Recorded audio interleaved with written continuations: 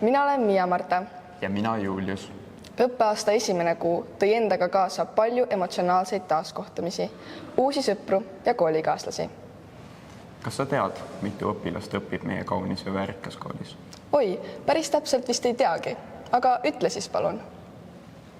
Käesoleval aastal õpib meie koolis 1387 õpilast ja õpetamas on 95 õpetajat.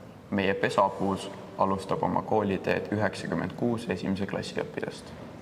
Teadmiste päeva avaaktusel allkirjastasid direktor Meelis Kond ja õpilasesinduse president Joosep Jallai kooli rahulepingu, soovides, et kogu kooliaastal valitseb töine ja sõbralik õhkkond ning koostöö tugineb üksteise mõistmisel ja usaldusel.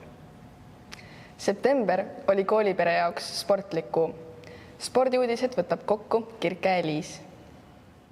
Spordinädala raames toimunud heategevuslikul Mesikäpa teatejooksul osales lausa 14 klassikomplekti. Meie õpilased jooksid nende laste heaks, kes on kaotanud oma liikumisvõime.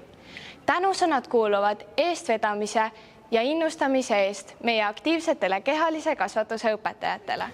Sügisene spordipäev viis noored mitmetesse sportimispaikadesse.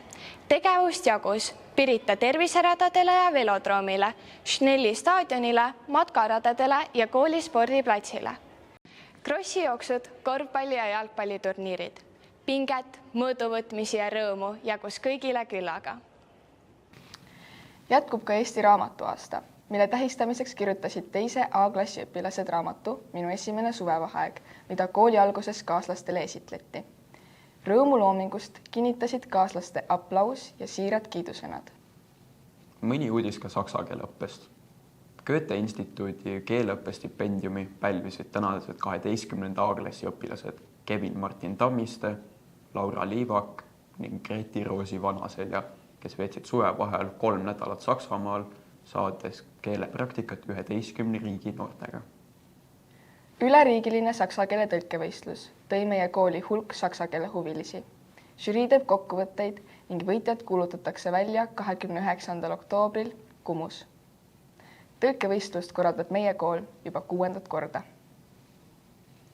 Tänast saadet jääb lõpetama pidulik meenutus vastutusrikkast vastupanu võitlemise päeva tähistamisest.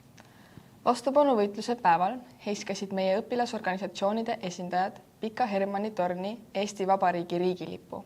Peale pidulikut tseremooniat kohtuti kohvilauas Riigikogu esimehe Lauri Hussariga, kes tänas kooli väärika ülesande pikaajalise täitmise eest ning rõhutas koostöö olulisust tänases ärevas maailmas.